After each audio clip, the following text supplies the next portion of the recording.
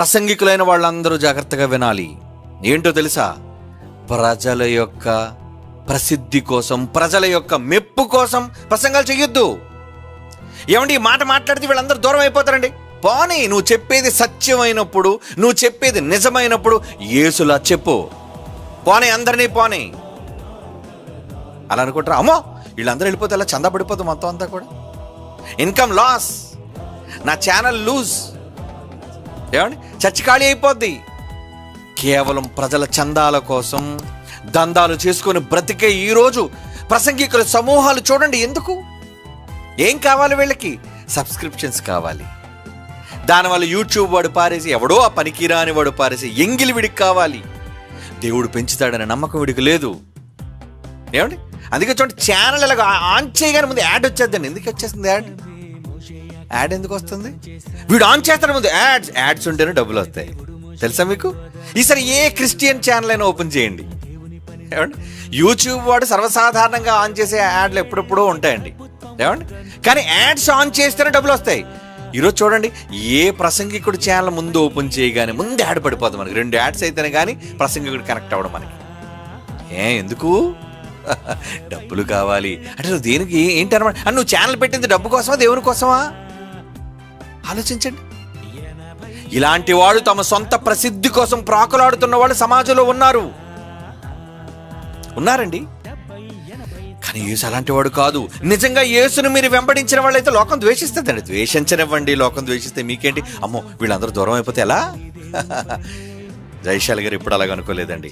ఆయన దగ్గర వాక్యం నేర్చుకుని ఆయన వారసులుగా నేను ఎప్పుడు అలాగ అనుకోలేదు. జనాలు వీళ్ళంతా అంటే ఏమైపోతారు, వీళ్ళంతా అనుకుంటే ఏమైపోతారు? దేనికి దూరం అవుతారు? దూరం అయ్యేది వాక్యానికి. నాకు కాదు, వ్యక్తికి కాదు దూరం అయ్యేది. ఒక మాట అనటం వల్ల, ఉన్నది ఉన్నట్టుగా చెప్పటం వల్ల వీళ్ళంతా దూరం అయిపోతారు అనుకుంటే, సత్యానికి ప్రతి ఒక్కరూ తలదించి తీరాలి. ఆయన ఖండితంగా దేన్నైనా చెప్పేటప్పుడు వాక్యాన్ని బట్టి దానికి లోబడి తీరాలి, ఎంతటి వారైనా. కానీ ఈరోజు వాళ్ళంతా దేనికోసం వాళ్ళు ఆశపడతారో చెప్పండి? పాపులారిటీ. వాళ్ళు పాపులారిటీ. నేను గొప్పవాణ్ణి కావాలి, నేను ప్రజల మధ్య నాకు ప్రసిద్ధి రావాలి అని ప్రజలు కోరుకుంటుంటే, బోధకులు కోరుకుంటుంటే, యేసు ఏమంటున్నాడు చూడండి, మత్తయి సువార్త 12:16లో, బహుజన సమూహములు ఆయన వెంబడించినప్పుడు ఆయన వారందరినీ స్వస్థపరిచి తన సమూహములతో ఏమంటున్నాడండి? దయచేసి నన్ను ప్రసిద్ధి చేయకండి, నన్ను ఫేమస్ చేయకండి, నన్ను పాపులర్ చేయకండి. నువ్వు షేర్ అని ఎందుకంటావు? ఏదో వాక్యాన్ని షేర్ చేయాలనే మాయలో వీడు చెప్తున్నాడు అంతే. వాక్యాన్ని షేర్ చేయండి కాదు, ఆ వాక్యంలో నేనే కదా కనబడతాను. లేదండి, అందుకే చూడండి, ఏ బోధకుడైనా వాడి ప్రసంగాన్ని షేర్ చేసుకుంటే కానీ ఇంకా మిగతా వాళ్ళ ప్రసంగాలు షేర్ చేస్తారా? అంతా వాక్యమేగా, చెయ్యొచ్చుగా. ఎందుకు చెయ్యు? పక్షపాతం. నాదే చూడాలి, నాదే ప్రజల మధ్యకి వెళ్ళిపోవాలి, నాకే సబ్స్క్రైబర్స్ రావాలి. ప్రసిద్ధ గొప్ప, ఎంతమంది వెనకాతలుంటే గొప్ప. ఏంటి గొప్ప? అప్పుడప్పుడు చూడండి, సబ్స్క్రైబర్స్ పెరిగేసరికి అండి కొంతమంది పెడతారు, ఒక 5,000 మంది సబ్స్క్రైబర్స్ వచ్చారనుకోండి, 5,000 మంది సబ్స్క్రైబర్స్కి ధన్యవాదాలు. దేనికి? వాళ్ళకి నమస్కారం. నువ్వు చెప్పే మాస్టర్ బడికి వచ్చిన పిల్లలందరికీ నమస్కారం, అభివాదం అన్నాడు అనుకోండి, ఆడే మాస్టర్ ఆడు. బడికి వచ్చేది వాడిని కూర్చోబెట్టి మండి వేయించి, అవసరమైతే వాడికి చెవి మెలేసి, వాడికి పాఠం వచ్చినంత వరకు చిత్తకొట్టి తోలు తీసేయి. బడి నచ్చదాడికి, కానీ నువ్వు చెప్పాలి. కానీ ఆడికి నువ్వు దండం పెడితే ఆడేమనుకుంటాడు? మాస్టర్ నాకు దండం పెడుతున్నాడు. అవునా? అందుకే అందులో ఏమంటారు? ఎవరిని కించపరిచేవి, ఎవరిని గాయపరిచేవి, ఎవరిని బాధపరిచేవి ఏం మాట్లాడరు వాళ్ళు. ఎందుకంటే సబ్స్క్రైబర్స్ లాస్ అయిపోతారండి. యూట్యూబ్ వాడు ఇచ్చే ఇన్కమ్ తగ్గిపోతుందండి.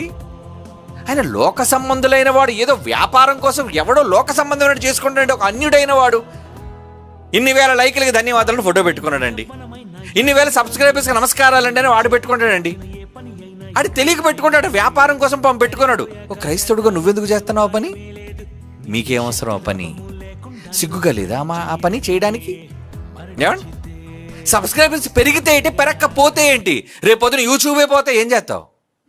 ఏమండి, నిన్నగాక మొన్న వచ్చింది యూట్యూబ్, అవునా? కనుక నీ ఘనత కోసం, నీ కీర్తి కోసం, నీ గొప్పల కోసం ఈరోజు ఎగబడుతున్నారు. అంటే నేను ప్రజల మధ్యకి వెళ్ళిపోవాలి, ఎందుకంటే వాళ్ళకి భుక్తి. ఈరోజు నలుగురు తెలుస్తున్నాయి, నలుగురు తెలియబట్టే కదండి మళ్ళీ పిలుస్తారు. వాళ్ళు పిలిస్తే ఇన్కమ్, ఏమండి? ఎంతో కొంత ఒక పక్క ఫేమస్ అవుతుంటాం, సెలబ్రిటీ అవుతుంటాం, మరొక పక్క ఇన్కమ్. కనుక ప్రసిద్ధి అవ్వాలనుకుంటారు, ప్రజల మధ్య ప్రసిద్ధి. అందుకే షేర్ చేయండి, వాక్యాన్ని షేర్ చేయండి. ఆడ మాట్లాడుతుంటే కింద షేర్ చేయమని వచ్చేస్తుంటుంది. అప్పుడు షేర్ చేయండి, సబ్స్క్రైబ్ చేయండి, లైక్ చేయండి.